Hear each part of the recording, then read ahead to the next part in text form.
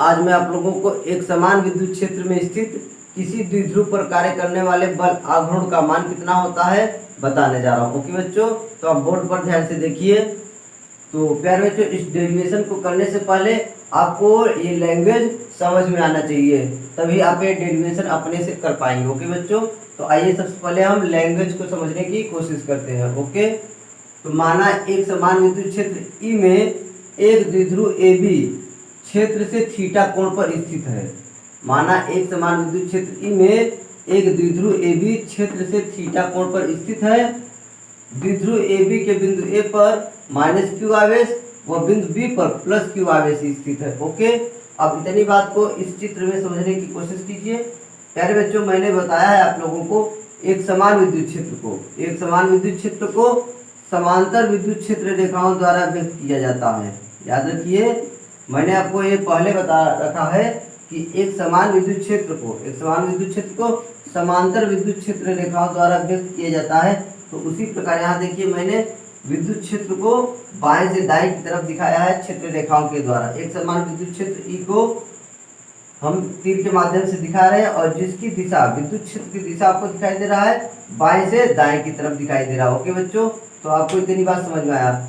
अब इस विद्युत क्षेत्र में ए बी एक द्विध्रुव है, ए पर माइनस क्यू आवेश और बी पर क्या प्लस क्यू आवेश स्थित है।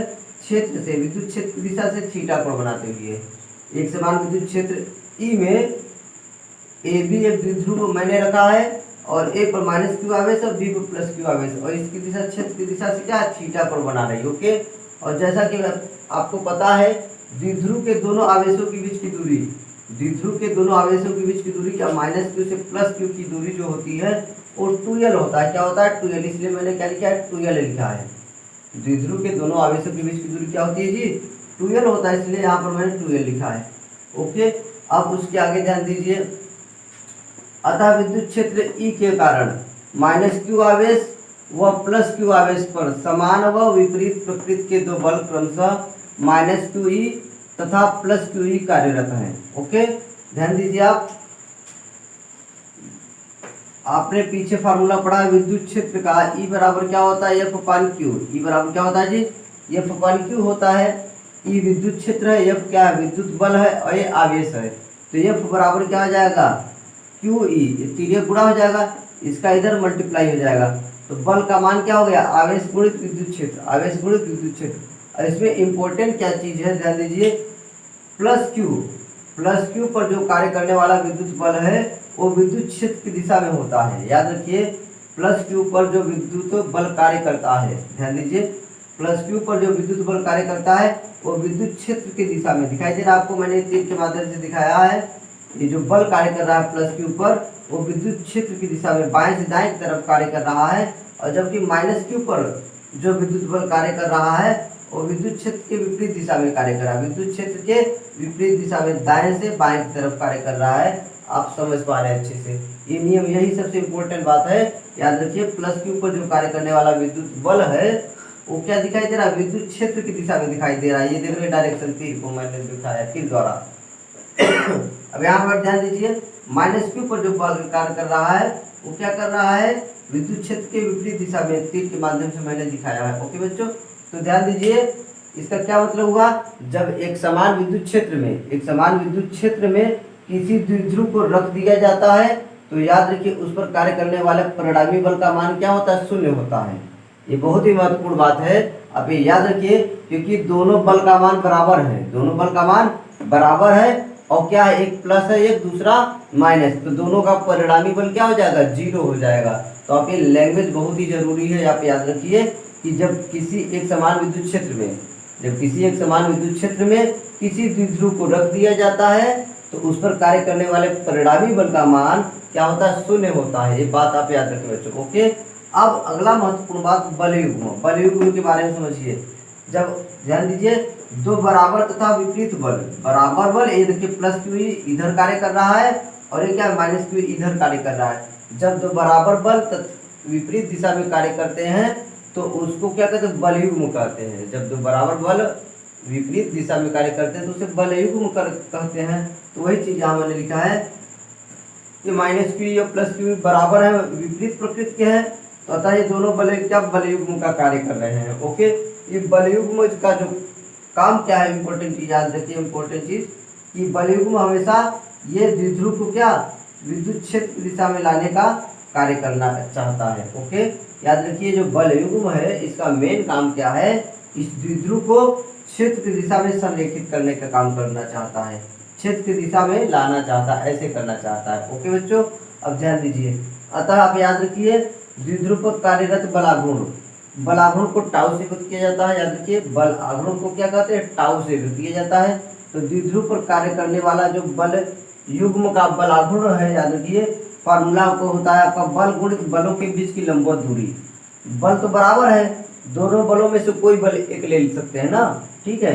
तो बलाघूर्ण का पहले आप फार्मूला याद कीजिए, बल दोनों बलों में से कोई भी बल ले सकते हैं आप, क्योंकि वैल्यू मान बराबर है।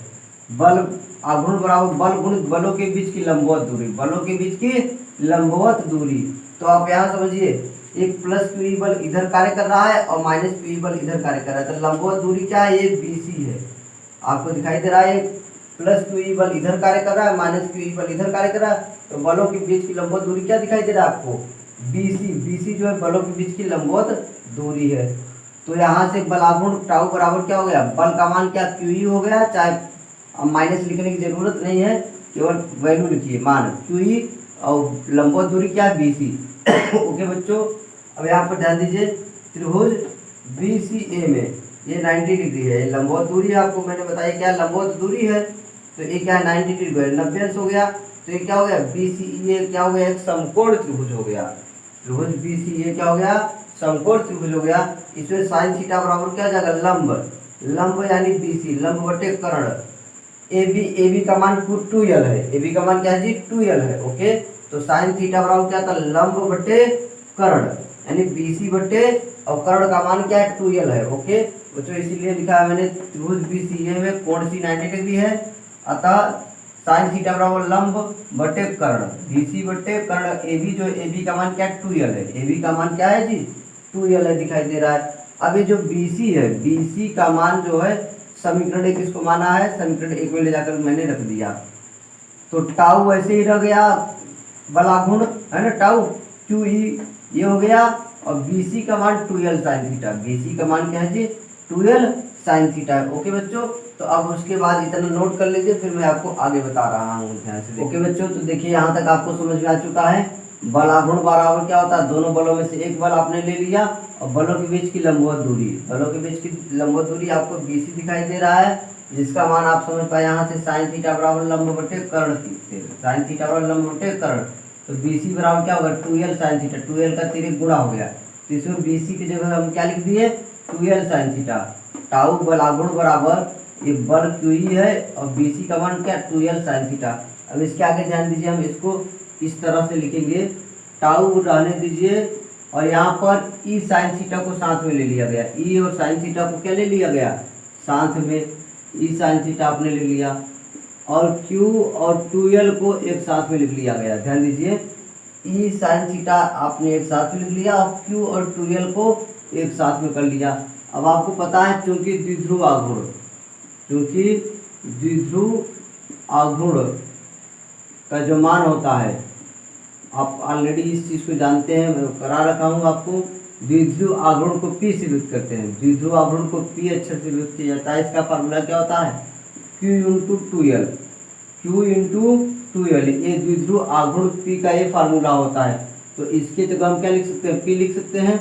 अतः बल आघूर्ण का मान क्या हो गया टाउ बराबर, टाउ बराबर क्या हो गया जी E साइन थीटा वैसे ही रहने दीजिए इंटू P, इसकी जगह क्या लिख दिया P लिख दिया गया। ओके बच्चों, इसको आप डायरेक्ट लिख सकते हैं PE साइन थीटा, क्या लिख सकते हैं PE साइन थीटा। तो मैं डायरेक्ट लिख दे रहा हूँ, ये क्या हो गया P हो गया, तो P पहले लिख दिया और E साइन थीटा वैसे ही पड़ा है E साइन थीटा।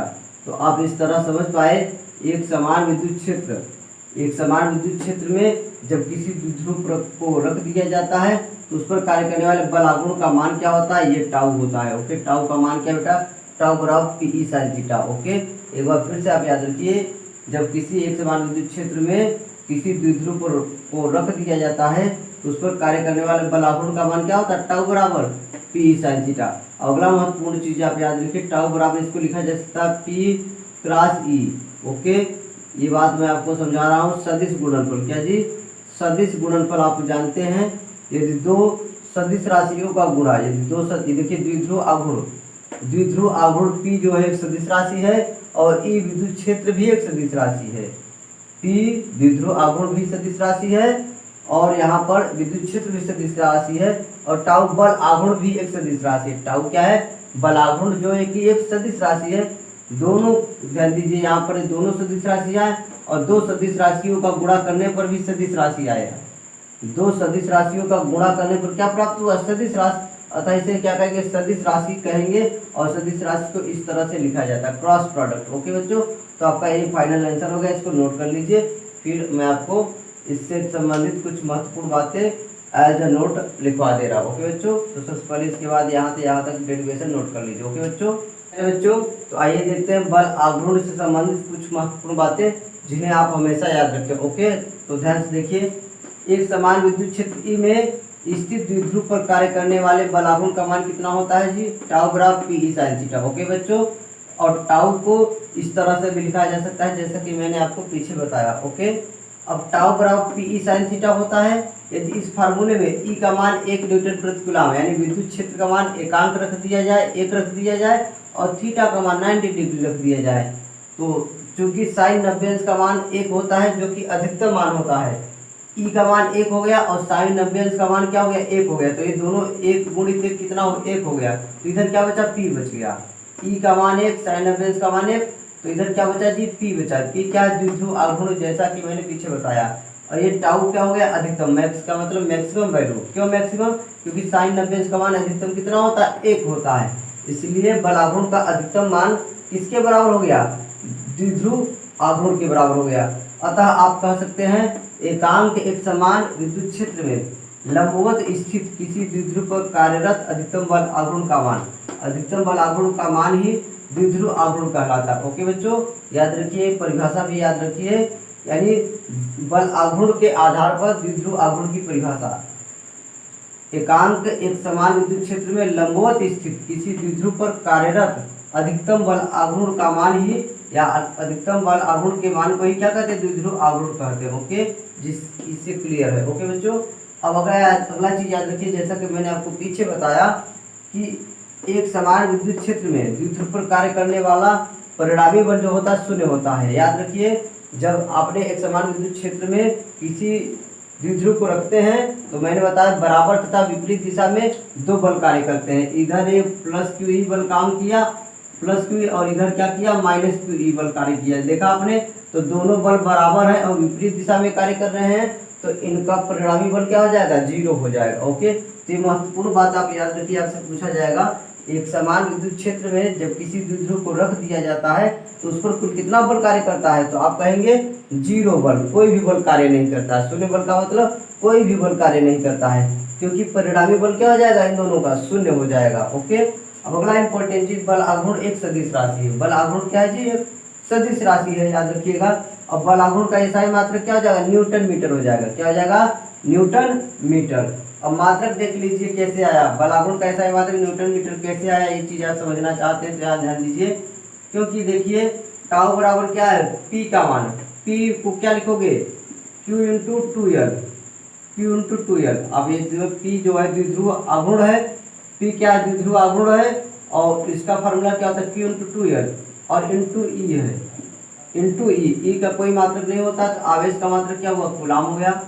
आवेश का मात्रक कूलाम और लंबाई का मात्रक क्या हुआ, मीटर। ये यहाँ पर L2 से कोई मतलब नहीं है, आवेश का मात्रक कूलाम, लंबाई का मात्रक मीटर, और विद्युत क्षेत्र का मात्रक न्यूटन बटे कूलाम। तो कूलाम से कूलाम कैंसिल, तो न्यूटन मीटर आपको दिखाई दे रहा है। ओके, तो इस तरह से मात्रक भी आप याद कर लीजिए। ओके बच्चों, अब विभव सूत्र आप याद रखिए, विभव सूत्र क्या होता है, mL² T/-2 होता है। आप याद रखिए, न्यूटन मीटर कार्य या ऊर्जा का भी मात्रक होता है और ये विभव सूत्र भी कार्य या ऊर्जा का मात्रक होता है। यानी बल आघूर्ण का जो मात्रक होता है और बल आघूर्ण का जो विभव सूत्र होता है कार्य और ऊर्जा के बराबर होता है। कार्य और ऊर्जा के बराबर बल आघूर्ण का मात्रक भी होता है और विमी सूत्र भी होता है। इसको न्यूटन मीटर को जूल भी कहते हैं। मैंने जैसे आपको बताया है, कभी आपने याद किया होगा, तो न्यूटन मीटर को क्या कहते हैं, जूल भी कहते हैं। ओके बच्चों, तो आप इसको नोट कर लीजिए।